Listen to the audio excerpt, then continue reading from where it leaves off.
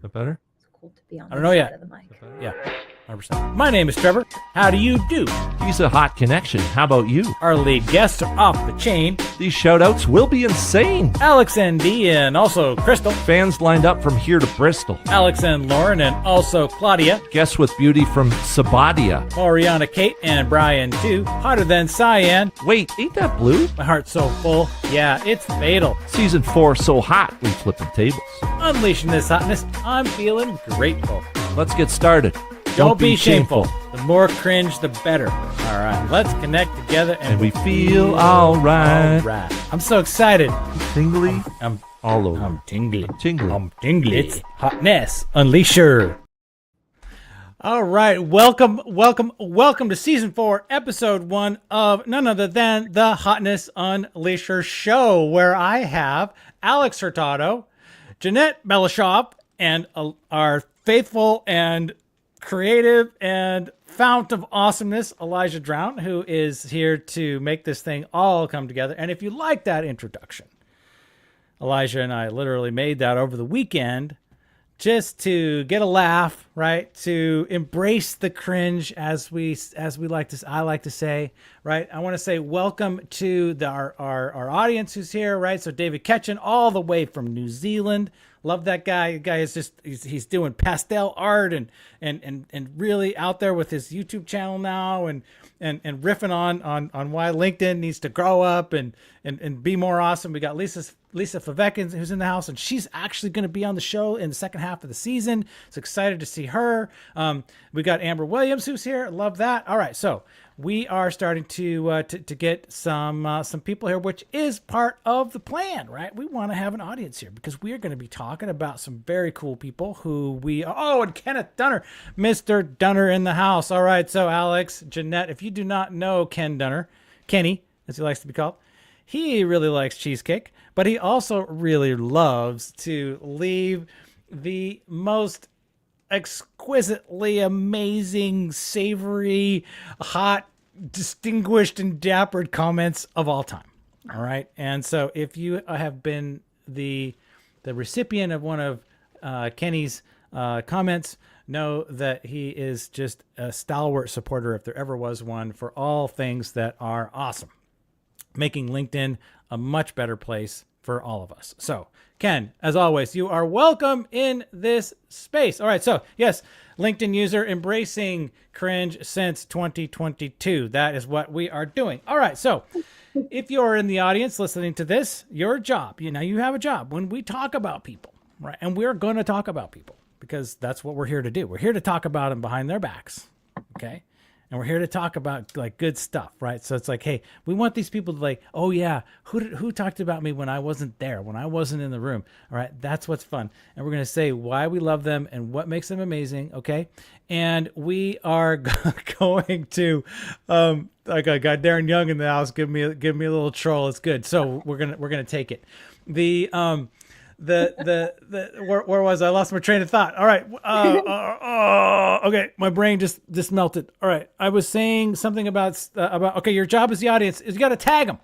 All right. If you can tag, some people can't be tagged, but if you can tag them. I want their notifications to light up. I want them to see that we're talking about them. Right. So when they get that LinkedIn notification and it shines bright and like, why did I get 15 different notifications?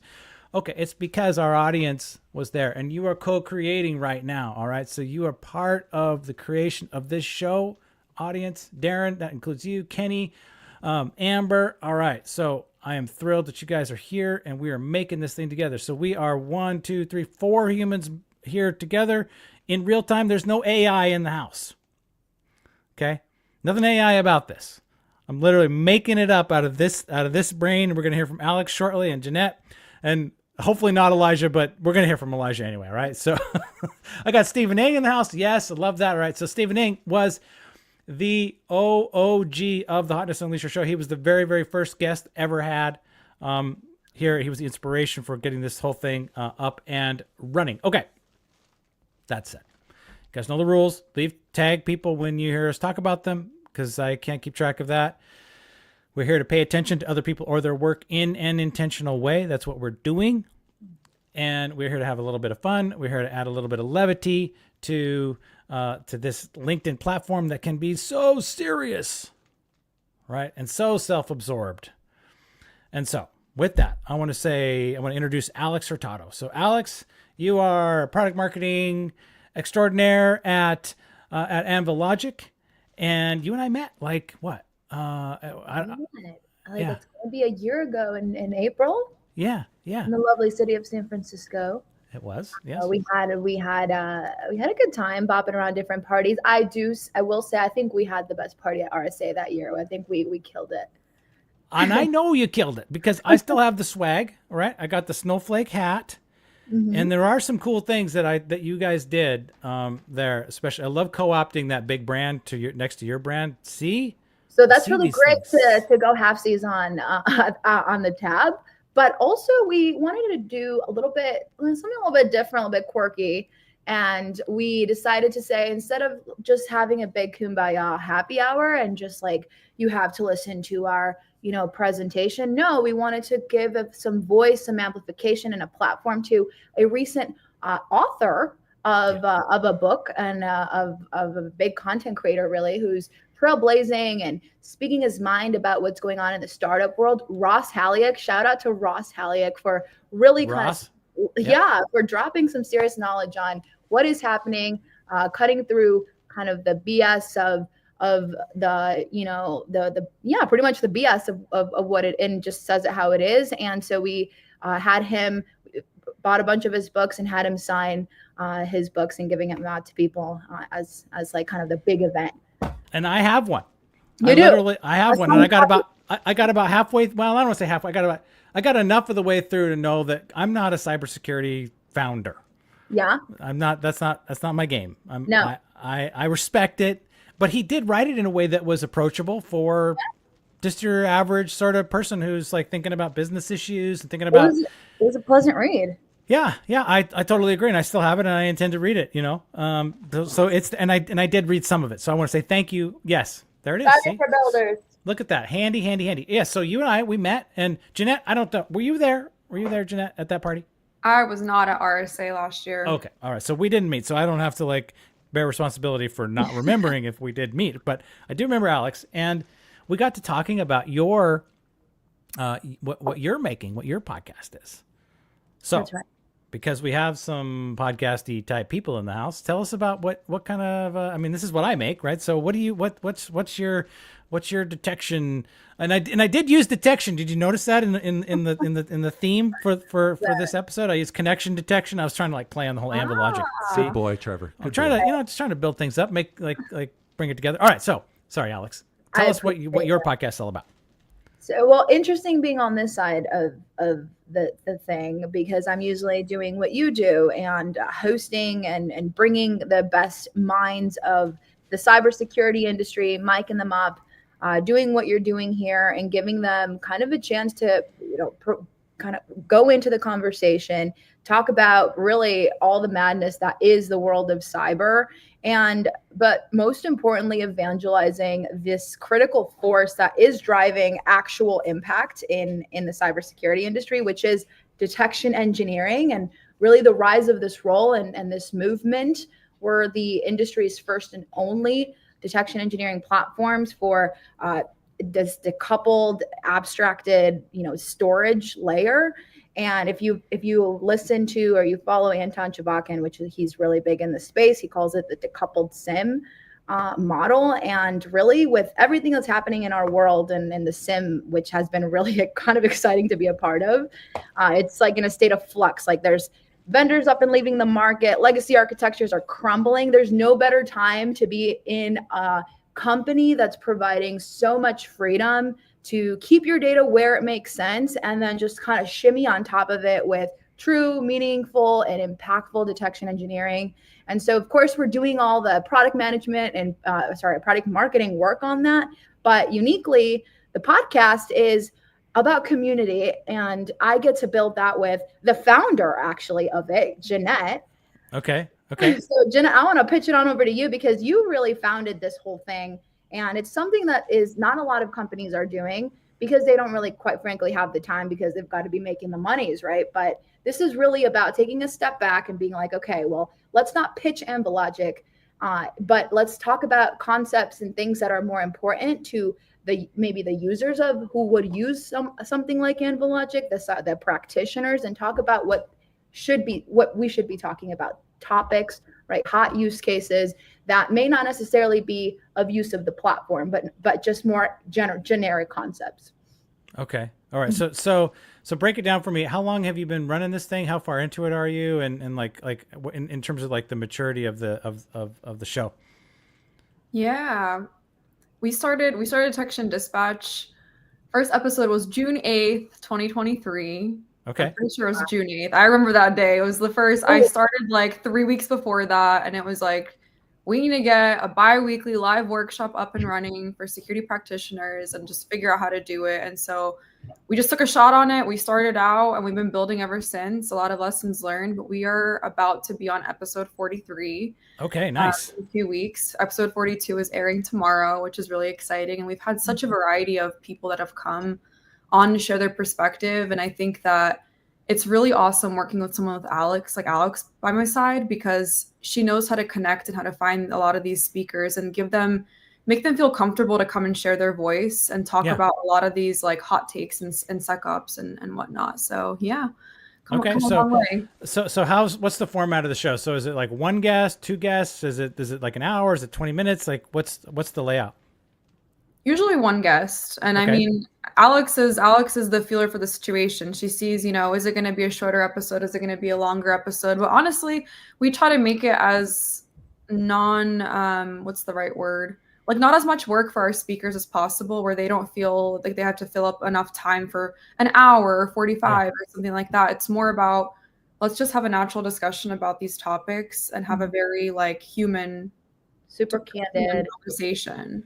Yeah. Organic. I will give a little bit away of the formula behind it. They know the questions I'm going to ask ahead of time, so they have at least like a little bit of time to prepare what they're going to say. But it's still very organic. Like it goes from like Tarzan from one trigger to the other trigger, and by the end of it, it's interesting to see like where we start and where it ends, and it surprises me every single time.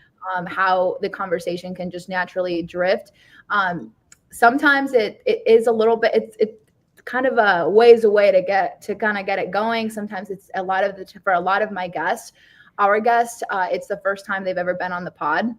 And when I was like thinking about how the format of the podcast should go, I tried to kind of look at others to see, how the vibes were for the other podcasts.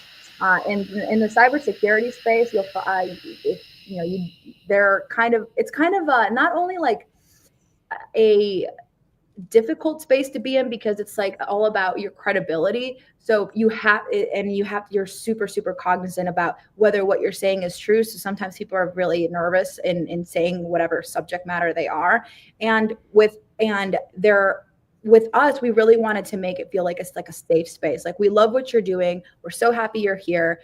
What you're working on is incredibly valuable. And let's just talk about it in a very informal, super, super like simple conversation. We don't have to get so technical. We can keep it at the high level and just explain it simply.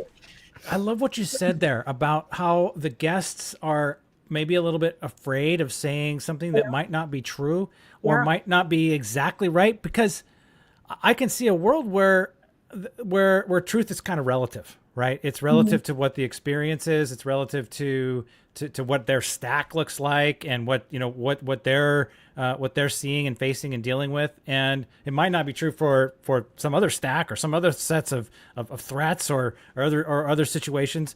And so I love that you're able to create a safety net or a kind of a wrapper, if you will, where they can, they can be right in their let's say experience set. And I think that's it's hard to do. So hats off to you for that. So I want to pull back a little bit too.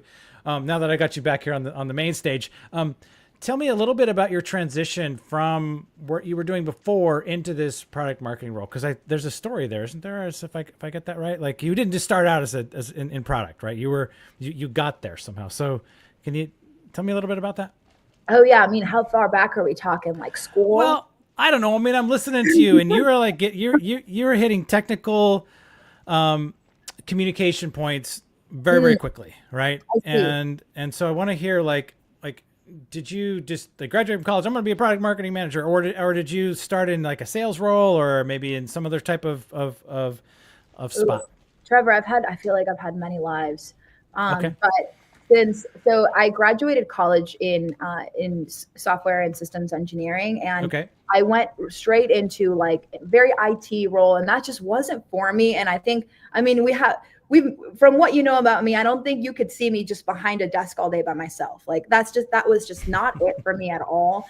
And so the software I was working on, it was called Extra Hop, which is a network behavior anomaly detection tool that was monitoring like network communications that broadcasted like literally talk like communications to the satellite, it was interesting subject matter, but it just working by myself, really weird hours, like around the clock was just not it. So the team that I worked on, I always had to communicate with IBM guys, and they always had to come in and fix things. And I was honestly their best ticket, submitting tickets, asking them, hey, can you enhance this feature because it's actually quite shit. So, and they were like, you know what, you know the product better than anyone I know. You would be so great at selling this. And I was like, yeah, I'll give it a shot. And so I went through this like insane global, what do they call it? The Summit Global Sales School program. And I finally started to learn how to, I guess, talk to people, because believe it or not, I kind of was a little bit of an introvert at the beginning, but then that really like broke you out of that real quick. And I started selling for a bit, and then I was just doing all the demos for all the customers across the Chicagoland area, and then specifically in the financial services sector. And then after that, I got a little message from Chaz, basically saying, "Hey, I really like the blogs you're posting. I think you would be great at product marketing." And I was like, "No way. Like, there's no way I would do that ever. Like, how could you go from engineering to product marketing?" But then I started to she started to paint the picture, and I just saw immediately how data driven she was, and how insane, like, she was talking like vision. And I was like, okay, there's something here. And it was like the best thing I've ever done. It's so fun. It's so fun to be here and to work in a team with like all women, and they just know exactly what we should be doing, and it's all the right things, and it's working really well. You could see the impact in the company, and it's been such a great. How long has it been, Jeanette? Like 7 months of working together, and already it feels like fucking 10 years. I know. I love it. I love the story. And I actually went out to the Product Marketing Alliance, and I got myself an initial certification. So I have some idea about what product marketing is about, right? Mm-hmm. I've done courses and stuff. And so I kind of saw that, and I was interested in sort of that sort of tale. And for the good of the audience who's here, and anybody who maybe tunes in after the fact, understanding how these career transitions can happen is, I think, helpful, and it can be inspiring. As tech is hard, right? It's kind of merciless. You can get laid off like tomorrow for no particularly good reason. And how do we reinvent? How do we take responsibility and for the good of sorry. No, a lot of that is happening. I always say, like, always have like almost like a second career. Like, have your main career, but also have like a hobby that could be another career.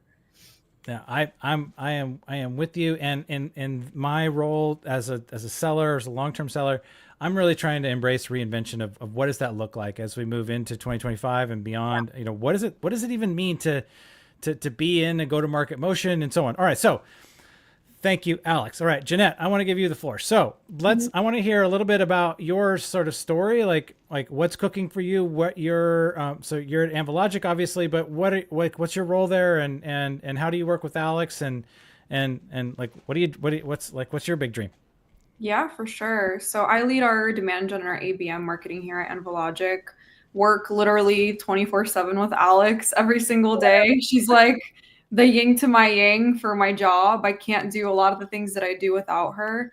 And her story and her background is so unique. And I think it's opened up a whole new world for me of like, what kind of product marketers do I want to work with regardless of where I end up going in my career.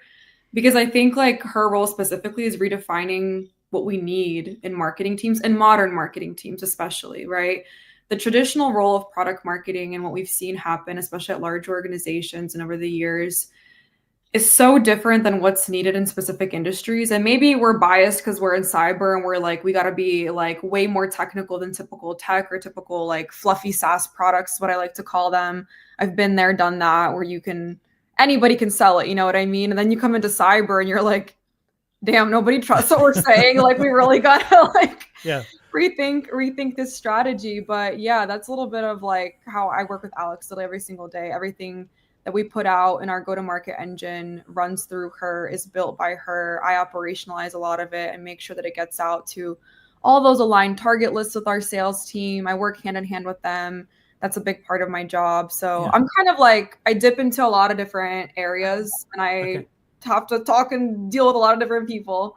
But none of us can do anything without like Jeanette orchestrating a lot of this and telling us how exactly things should be done. Like she's like literally the engine behind all of our working parts. There's a lot of behind the scenes. Yeah. All so right. That's a little bit about me. Okay, cool. So on a personal note, right? You were busy this weekend. You want to you want to tell us like kind of like so you said you were at I'd already you told me where you were. Was you already forgot? That was only like 15 minutes ago. Massachusetts? Did I get that right? You did get that right. My cat is currently biting me while I'm sitting here. But yeah, I'm based out of Western Massachusetts, originally from the Philly area. That's where I grew up. Go Eagles. Yeah, literally go Eagles. Woohoo! Live in Western Mass now. I had a wedding this weekend for my best friend. I was the maid of honor, so it was a lot of work, but it was really fun. We got snowed in Jersey, but it was good. It was a pretty magical wedding in the snow. Okay, fantastic. So I am thrilled that you are here, right? I mean, it takes a little bit of a transition to get there and to keep up with your 24/7 work life with Alex, right? So, and a shout out to Anvalogic too, right? Because you guys are both like virtual. I mean, like that's happening, and we were chatting a little bit about that. So lay out like this company that you work for, and and give me that, and then as soon as we're done with that, we're going to transition into our official job of unleashing hotness. All right. So with that, tell me a little bit about Anvalogic. Tell me like how big is it? Like how far are you in terms of your like customer acquisition cycles and teams and stuff? Yeah, so we're about a 5-year company, Series C, believe it or not. And we are we play in the SOC, in the SIM world, right? We're the industry's first and only detection engineering platform. We operate in this decoupled model where we can, if you want to keep your data in Azure or in all the multiple different clouds, which that is the state of the market today. You operate your businesses across many different clouds even. And we provide the detection engineering layer. We provide an impactful way to build the detections you want, where you want, easy, like as easy as like 5 minutes time to get them up and running. All right, quick question. I'm going to throw you off your game just for a sec. Did you say you're the first and only at what you do? First and only. So are you creating a category? We actually went back and forth with this. Oh no! We're creating a category because no, we're not a SIM. Okay. We're not trying to be a SIM because we actually we play with SIMs. We deploy on Splunk. We deploy on Sentinel. Right. Those are but SIM is broken. Right. It's unrealistic to keep all of your data in one place. And of course, with data expanding every single year, the budget only goes so far. So it doesn't always make it to the SIM. So it's kind of in all of these different siloed places. And and if you're not correlating it, you're in the dark. And that's a very vulnerable place to be. So this decoupled optional approach to threat detection is really gaining some serious traction for us and for security leaders. And I'm so excited this year to partner with like the Databricks of the world, because they are cost-effective. Repo is not rocket science. Like it's been done. It's not something you have to create from scratch. And more organizations are turning to moving their workloads to organizations like Databricks or Snowflake, for example, and we can provide the detection engineering layer on top. And we get to right now we work with a bunch of Fortune 500 airlines, financial service institutions, and healthcare. So if anyone will be at FSISAC in a couple of weeks, we'll be there. Okay. Yeah, that's where we play. And we're you also big boy toy. Okay. All right. Fair enough. I like to troll you just a little bit because, this category creation idea is one of those it's a product marketing, right. You got to be careful with that. Right. It's so, but if it's legit, it's legit. Hey, what are you going to do? Just, embrace it. Right. Yeah. I love it. I'm all about creating categories. If that's what's real, make it happen. It's really working. And sometimes these things have to, come to life in the absence of shitty tools. So there you go. Well, then more power to you. More power to you. All right. So I am going to see you at RSA. Are you guys throwing another party? We're in the works, right, Jeanette? We're in the works of trying. We are. So stay tuned if we make an announcement. Okay. Fair enough. I was thinking, so I go to RSA, right? And I was thinking, it'd be really fun to call the W and host a table before the event. Right. And just cause to take care of my marketers, take care of you, right? Say like, hey, you just need a little downtime, you need a hamburger, you need a drink, whatever. Just come and hang out. Well, they said, well, if you're not officially contracted with with RSA and you're on the approved list, can't do it. So, oh man, they're saying you can't work with us. I know I can't. Yeah, they're strict. I know they are strict. So yeah, they don't mess around there. All right. So we've got an idea about Anvologic, creating a category, been in business 5 years. Sounds like you're fired up. You've got the podcast. You guys are working together amazingly well. It's inspirational, right? Are you guys hiring? I mean, it's like, is that? we actually we were hiring. We just hired this insanely creative and super talented writer who is going to cut through the BS and write technical content for us, because we're, like I said, we're a big boy toy, and we can't be talking fluffy stuff with our users of our platforms who are pretty seasoned people. They're enterprise engineers, and we can lose their respect real quickly. So we need to really talk very technically about the product and not just benefits, right? We need to say exactly what they get. And so it's her first week on the job, and she's already like making our stuff better. Diving in everywhere she can. Awesome. That's terrific. Okay. So thank you for that, Alex. Jeanette, anything to add that Alex maybe didn't hit on?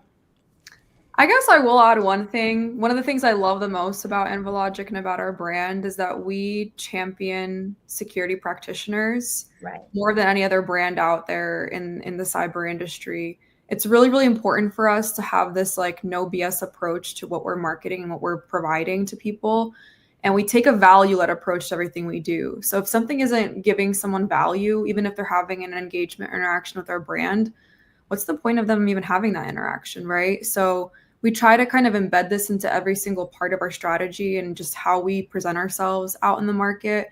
And we just want to make a difference, because I think that a lot of these big vendors have burned a lot of cyber people over the years.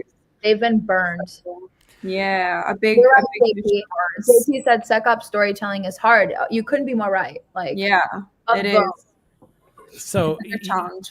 You want to know how I found out about your party last year? How'd you find out about it? Danny Wolf. Oh, all right. We love her. I love her too, right? So Danny Wolf is all about what you just said, Jeanette, right? She's all about like meeting that security practitioner where they are, understanding, believing that they understand their problems really, really well. Better than any vendor does, and allowing them to live in that, whatever that reality is, and not trying to talk it over and convince them of some other truth, right? That's a big deal. And so when Danny, so Danny said, come to the show. And then I met Alex, because Alex was talking to George Hamid, who was also, sort of part of that club. We love him too. And I horned in on that. I horned in on that conversation and took it over. And George was like, well, you guys can talk now. So that was very, very gracious of George. I appreciate that he allowed Alex and I to meet each other there in that space. All right. So thank you, Jeanette. I appreciate Jeanette, that. And Jeanette, you were just on George Kimmeig's podcast not that long ago. I did. Yeah, that's going to come out soon. So more marketing, talking shop. It was good stuff. Yeah. George is a good guy. All right. So more George. He was on my countdown to RSA. Anyway, so here we go. Sorry. I saw that actually. Yeah. I can digress really quickly. All right. We are going to now enter the segment of the show called the Hotness Unleasher segment. All right. And this is kind of an Anvil Logic love fest. So let's just we're gonna embrace it. All right, Elijah, who is our first Hotness Unleasher of the night? Chaz. We know Chaz. With over a decade of cybersecurity experience, she's passionate about flipping the tables on cybersecurity marketing. She's bringing experience from Palo Alto, VMware, Carbon Black, and more. So when she says stop gating, offer free trials, and create demand, you better listen up, y'all. Unite your demos, hand out free trials like Santa hands out candy canes, and know that Chaz is no slouch in the CS game. Jeanette, Alex, spill the tea. What's Chaz really like as a leader? Oh, Where do we start? I could answer that for like an hour. There's so many things that we could like cover. I need to know. All right, you have 10 minutes. Let's hear all about Chaz. Well, I can start. I have a very unique story, kind of similar to Alex's though. Chaz has a very unique way of recruiting her team. True. And I'm like, we all have learned that that's the way to go forward and find people. Same story. I get a DM one day on LinkedIn from Chaz, and she's just like, hey, like, I know we follow some of the same people. You want to like talk about some of these topics and this shift from lead gen to demand gen. And I was like, well, this is interesting. And I took it, and we just met, and we completely mindset wise on this approach to frictionless marketing, right? Shifting away from this lead gen mindset. Like we completely clicked on it. And at that point I was looking for a way to be in a role where I had the freedom to build a true demand engine that way and be able to build it from scratch. Mm-hmm. And so I'll start with that, with who is Chaz and how is she as a leader? Chaz is the type of leader and the type of person that trusts her team to go and build what needs to be built, but isn't afraid to roll up her sleeves and be like, I'll get in there with you and I'll help you build it if you need me to. Or if something goes wrong, we'll figure out how to fix it. Or, hey, I know you're swamped. I'm going to roll up my sleeves and I'm going to work on those ads with you. I'm going to work on that copy with you. Right. And I think that's a really, really, really important characteristic to look for in a leader is that trust. It's like, I know my team can go build it and I trust them to do it, but I'm there and I'm going to be all hands on deck when they need me because I want to learn from them, but I also want to make sure that they have the support that they need to do their job right. And that's just like one big quality of her that I think makes us all successful, because I feel like when you don't have an environment like that, it's really hard to run fast at a startup if you don't have just like the freedom to go execute your job and feel trusted to be able to do it as well. I don't know. I'm sure, I don't know if Alex, you have the same kind of take on that situation, but we definitely, I feel like, have just the freedom to go do what we know is best and right. That's right. I've never had a manager that she's just so incredibly trusting of her team. And she's so data driven too. She turns to data to find all of her answers, like every answer possible. It has to be backed by data, and that's what makes something objective. Otherwise it's just like a freaking opinion, right? And she also, I love how she plays into the strengths of different people. Mm-hmm. She completely does that, and I didn't realize how big of an impact that can actually have on the workflow and the day-to-day workflow and just creating this high-performing team that she has. Yeah. And I know she always says she's not a caregiver, and that her husband, who's like the bass player of Spoon, and that he's the caregiver, but she's such a mama bear. She is. She's like the mom of all of us. You know, I was actually just talking to her about this, and I was talking to a former boss of mine. I feel like the Strengths Finders assessment, I'm sure all of us have had to take it at some point. Yeah. I've had to take it like every single job. It was always like an onboarding thing. Like you take your assessment, then you're like, okay, Strengths Finders time. Like, let's figure out how you fit into the team. But I've never seen someone actually take that, to your point, that data that comes from that assessment and be like, okay, how do we play into the strengths of each of these people on the team and also create harmony across all of these people? Because you have that strength, right? You have that strength and you have these traits. And it's opened a whole new world to me because like it's funny, she'll always bring it up when we talk about like, oh, like we're working on this. And she's like, oh yeah, because you have that strength and like you have that one. And because of those constant reminders, I think it's taught us a lot about like how to find harmony with other people that we work with. Yeah. Understand like where are their strengths? Like how can I tap into that side of that person? So it's so interesting. It's like how leadership also can change the way that you work with others in a really positive way. I think that's a huge like impact that she's had on us. Truly. So I want to add a couple of little notes here. So I actually met Chaz in person in Philadelphia when she was making a presentation at Cyber Marketing Con. For her keynote. Yeah, back in December. Yeah. And it was easily, my top two, depending on what the topic was, right? I really, really thoroughly enjoyed what she had to say about what modern demand gen really looks like, what it looks like for the startup. And I love this concept that she had of surface level, structural, strategic, and product problems, where they're kind of like this layer, like onion layer, if you will, and you need to get down into the core, right, to really kind of figure out where how you're gonna go, right? So it starts with product, and then you get into your like, who are you going after? Stop spraying and praying and all this. And she was actually so she sent out her slides afterward. I asked her for them, and it was funny. We had a little back and forth today in the DMs, and because she had added this whole other half of the presentation that had to do with archetypes and all this. I said, "Oh no, I got to delete that." so I was like, "Wait, don't delete it. I want to go. I want that back." But she'd already deleted it by the time I went back to the slides, because it was a shared Google slides, and so I was like, "Oh no!" But then she sent me the article from on which it was based, and then I got the got all those archetype slides, and that was really fascinating stuff. Right? Like I was like, "Oh, okay." How about can I just give you some benefits? Like really thinking through how a lot of these cyber companies are kind of going with that with some of those ideas, and then literally it just came to me today, so I'm still sort of digesting and sort of processing it, so I don't have it all, but intuitively I knew that there were certain brands that made me feel a certain way. 100%. Right? It made me feel like kind of like, like I really resonated with them. And then others that made me feel like, oh yeah, that's kind of squishy, and just sort of like, oh, I like it, Yeah. And other brands where I didn't have any real, nothing. Like this didn't even, just forgettable. And I what I really thought fascinating was seeing those like kind of listed out in her presentation were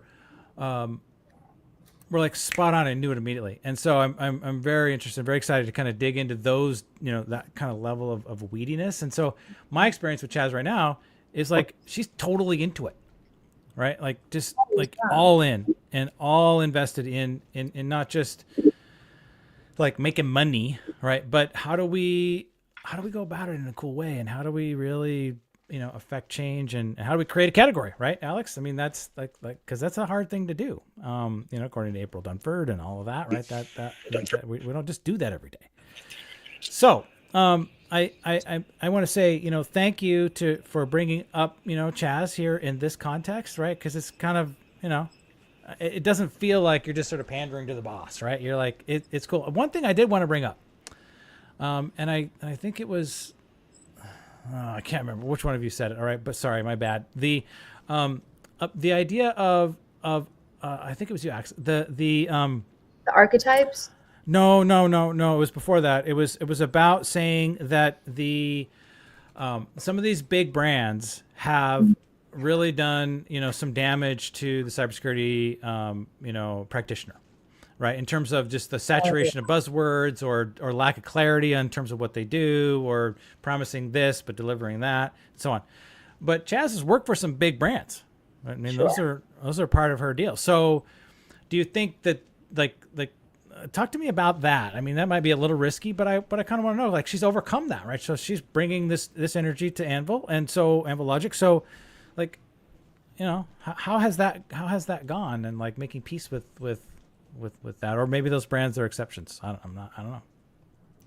No, they're not. They're definitely not. So our brand and our company has over 100 years of collective SOC practitioner experience, and they are all former practitioners. The chief product officer came from running one of the largest SOCs in the world, where all of the money flows through JP Morgan. Pretty much all of his SOC that used to report up into him are now over here building the product. And they had all the money in the world, almost endless budget to use tools to protect and monitor these transactions. And even then, they were still getting breached day in and day out. And even though they were promised all of this endless ingest and whatever complete protection from all these tools, thinking that they know exactly what we need to protect our data, protect our users, protect our assets, and they were burned. And so essentially they set off to build something that they would have wanted. And that's why at Anvologic, I think there's so much credibility in every single meeting we have, every deal we have, because they've experienced these kind of problems. Yeah. And they know that the future and the true impact lies in being able to create your own detections mapped to exactly what you need, versus someone like, I hope I don't get penalized here, but like Palo Alto, who says, oh, we know what you need. We know your detections. Trust us. We'll write all this fancy machine learning, and we'll tell you, what you need as far as your detection goes, because we're a cybersecurity company, and we've been a cybersecurity company from the day one and for the last 10 years, and we know what's best.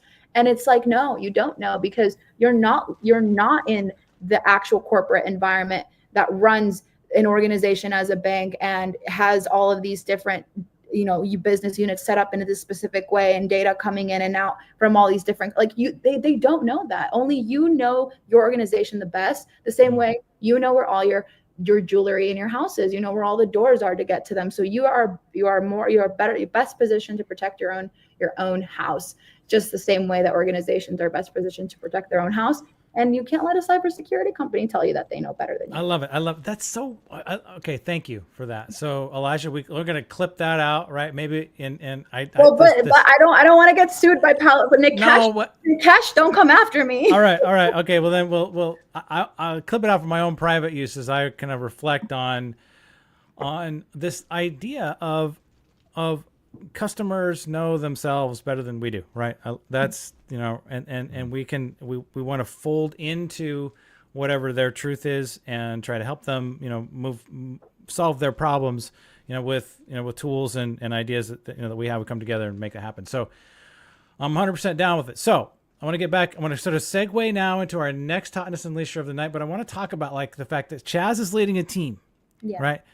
You and Jeanette. All right, Alex and Jeanette are on this team. So with that in mind, Elijah, please introduce our next Hotness Unleasher of the night. Okay. Thank you. Her best work is serving marketing ops, optimizing MarTech, data-driven insights, and strategic alignment. I mean, when she's not expecting a new family member like any second. Am I right? She isn't afraid to lean into cutting-edge tech to boost efficiency gains or roll up her sleeves to find better ways to work your flow. A friend in need is a friend indeed, but a friend who boosts your ROI is better. Am I right? No wonder you all wanted to shout out Candace. What else do you want to share about? Alex? Jeanette, you got anything? Oh, I have a lot. Same thing here. I'm like such a big person on shouting people out for all the amazing things they do, because I feel like sometimes we forget that we need to just build people up around us and tell them more about how great they are and how awesome they are at what they do, especially when you just work so well together with them. But Candace is our marketing operations go-to-market wizard. She has such a breadth of knowledge when it comes to the technical side of the house, operational side of the house, obviously, like doing all the nitty-gritty details and setting up your CRM systems, all of your workflows, how all of your systems integrate together. But the coolest thing I think about Candace, there's two really cool things. The first really cool thing is that she has like a skill to understand the strategy of why we do things the way we do, and she can easily apply that into these very technical operational workflows and all these different things that happen in HubSpot and in Hockey Stack and all these different softwares that we use. She's able to take truly like why we do what we do as a marketing team and be like, okay, like that's how we're going to measure things this way, and that's how we're going to build this platform this way, so that we're able to capture the value of these programs and the value of these campaigns that are feeding into this, like we'll call a modern demand gen approach or a modern ABM approach. But the second really cool thing about her, and I think Chaz was the first one to kind of call this out, I remember, obviously one of our key primary personas in our ICP is a detection engineer. And if you think about Candace is like the detection engineer of like the go-to-market engine. She takes all these signals, all these like alerts, right? Think about all these alerts that are firing off. She pieces them together into the story, and she's like, okay, if that story happens, we're going to tell the sales team that this account is their perfect account to go after. Yeah. So it's funny because like she's literally doing the like a lot of these pieces just in a different aspect, right? That detection engineers are doing. So she's truly a wizard, and I'm so grateful because she really has that skill to tie together a technical operational side of the house with like, hey, I really truly understand why you're doing this the way you are. Yeah. She's also very, very pregnant right now. Yeah. She and we had a baby shower for her, a virtual baby shower for her earlier today. And I think my first, I don't know, sweet moment with her was when she was telling me about her pregnancy craving being Hot Pockets, and my face was like, really? I was like, really? Out of all the things, Hot Pockets. That. Yeah. Listen, Hot Pockets are great. I used to totally have a Hot Pockets phase. They were a thing. I loved them. We would get like the big pack at Costco and have it like stocked in the freezer. Do you dip them like in ranch extra sauce? Hot Pockets. Is that weird to dip them into ranch, or is that just a pregnancy craving that I've never heard of? You know, I don't like it. I've never had a Hot Pocket. Are you serious? What? Hot Pockets are so great, so convenient. I've never had one. I can't believe it. And I mean, I know what they are, obviously. I have never eaten one. Just travel a little east. I know West Coast has its own economy and food system. Just move over Midwest and you have some Hot Pockets. It's gonna be we got Costco. I mean, I know I've walked by them 1,000 bajillion times. So, I get it. And Candace was invited to be a co-guest with you guys. I love that. And she was going to be here, but and had to opt out because, do we know has the baby, like, do we have a baby, or are we still little Jovi's not here yet, okay. But she is about to pop. So she gets the pet. I get it. I totally. So my wife and I, we have 4 children. So we're, we're in the rodeo. So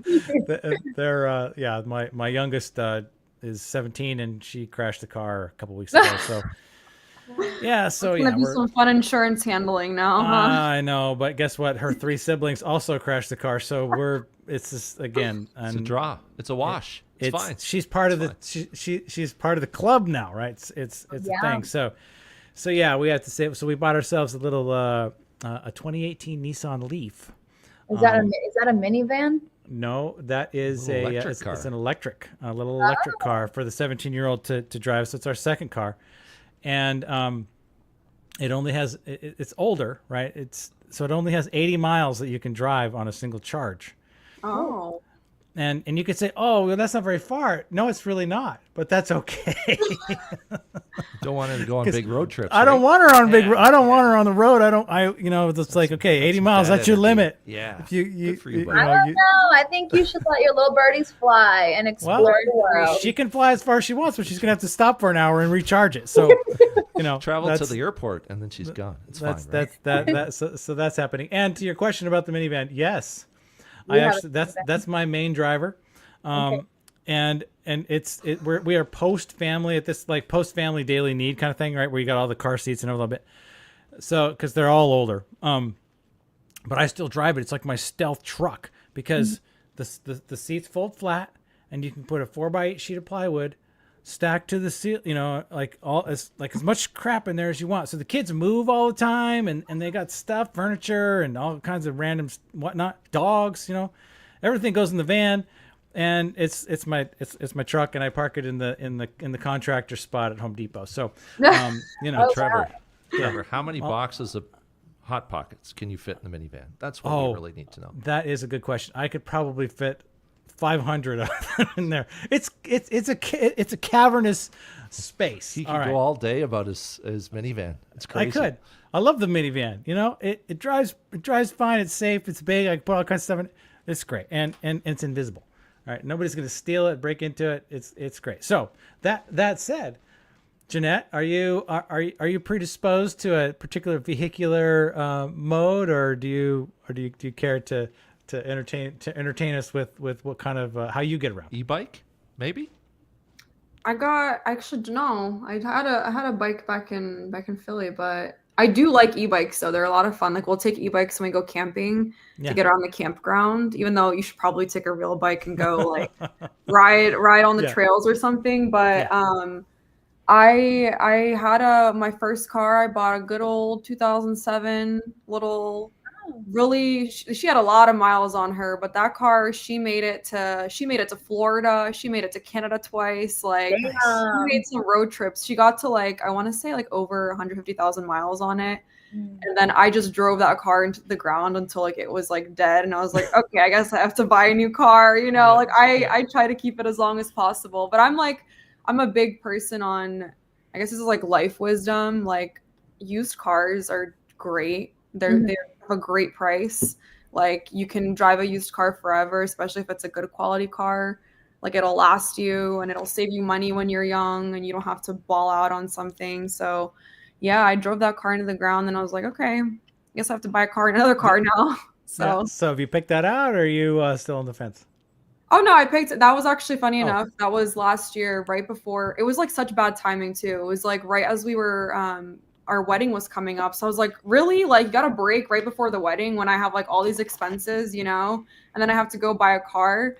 But yeah, I just got an SUV. I went from a sedan to an SUV, but I would go back. I don't really have I just like a good quality car, it's not going to break on me and I'm not going to take in to get fixed all the time. Sounds very practical and thought of. How about you, Alex? You're in Chicago. You're in the big city. So I don't need a car. I have no car, and it saves me millions of dollars in parking tickets. I'm sure it does. Yes. Well done. But I'm thinking about a car though. My parents are slowly convincing me to get a Rivian, and I am very anti Elon Musk. So I just want to get one also just to, Well, you can get a Nissan Leaf for cheap. I know this for a fact. So, and they're just as electric as a Rivian. So, but not as fancy. I like the Rivian. The Rivian is cool. Those are nice. They got those, sort of like the little piglet eye kind of vibe going. And it took me a while. to kind of get used to that. Elijah, what's your take on the Rivian? You down? They got the pass through thing underneath. They got a little tunnel. So it's a perfect spot for a dog. By the way, I put my dog in there, and it has like a little breathing space, and it's great because it's not so hot, and it's perfect. They feel safe in there. I have a 32-foot camper trailer, so there's no way I'm doing pickup truck and electric yet. But someday, I dream of it, Trevor. Someday. Okay. All right. Well, then there you go. So we've got you never know where this is going to go. So you know what, you two, I want to say welcome to Chaz and welcome to Candace as a part of this loosely affiliated thing we call the Hotness Unleasher community. I want to say thank you to you, Jeanette, because we are winding down. And Alex, for sharing your stories about working at Ambilogic, working together, right? It's like not everybody gets along. So it's cool that you guys do. And you were so inspired just to own the episode and say, this is what we're about. And this is what gets us going. And for, entertaining a conversation with me a year ago, or well, not quite 10 months ago, whatever, Alex, just saying, let's talk about what it means to create a show and what goes into that and how do you prepare for it and all the various details. So I want to say thank you for coming out, taking some time to do that on the season 4 episode 1 premiere. Again, so next week, so this season we're going to run as a weekly. So next week I've got Dia Costa, who will be my lead guest, and we're trying to recruit a couple more guests to come in, and we're going to talk a little bit about clay, and we're going to talk a little bit about cases where we're actually seeing if finding examples of folks who are actually using it well, not just from a data collection standpoint, but actually doing something cool with it. Because right now, I'm on record of being a skeptic. Because what I actually receive as a virtue of the cold email infrastructure system of, some sort of data source plus Clay plus Instantly or Smartly or whatever, that thing is delivering to me really terrible content, right? Really, it's a terrible experience. And so something's broken. Something's broken in there. And I want to talk about that next week. So D is going to lead that. Hopefully he and I will be able to find somebody. So if you know anybody who's in that space and is all in the weeds of that stuff, I really would love to have them on.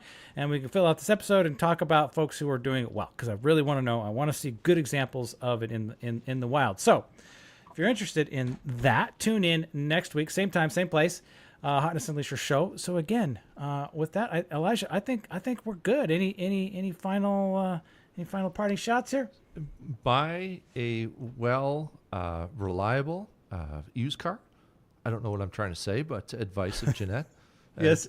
It's smart choices are smart things. And maybe cybersecurity company that we know of that likes anvils, maybe you check them out. And maybe they can be smart with you too. I don't know. Yeah. A cybersecurity company who listens to what your truth is and folds into that. That's what we're all about. Okay, so with that, I want to say thank you to the audience. So to Ken and to Jay and to we had a nice JP was here, Chris was here. Man, we had a pretty solid turnout tonight. So I want to say thanks to the audience who came in and made some real comments about AI. So this is not an AI show, right?